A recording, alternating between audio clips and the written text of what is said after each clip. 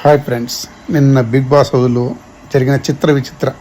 అసలు అభయ్ నవీన్ నీకు తలకాయ ఉన్నదో లేదో, అసలు నువ్వు ఏం మాట్లాడాలనుకున్నావో ఎందుకు మాట్లాడినావు. ఒకవేళ అది గేమ్లో భాగమై వాళ్ళు మాట్లాడిపించారు, కానీ ఇక్కడ మాత్రం జనాలు చాలా బాధపడుతున్నారు. ఎందుకంటే నువ్వు ఆ కాళ్ళు మొక్కినంత పని చేస్తున్నావు అక్కడ. ఆట కోసం అంత దిగజారిపోయి ఆడాల్సిన అవసరం నాకైతే అనిపించట్లేదు. అదొకవేళ అందులో భాగమైనా కూడా నువ్వు నటించే విధానం కూడా జనాలకు నచ్చకుండా పోయింది. నువ్వు చేసే ప్రయత్నం మంచిదో కాదో కూడా నువ్వు ఒకసారి బేరీ చేసుకో. అందులో కలిపే పులిహోరలు ఏంటి, అందులో జరిగే సంఘటనలు ఏంటి ప్రజలంతా గమనిస్తూనే ఉన్నారు. బిగ్ బాస్ హౌస్లో పాల్గొన్న ఇప్పటి వరకు ఎవ్వరు బయటకు వచ్చి 100,000 కోట్లు సంపాదించిన దాఖలాలు లేవు.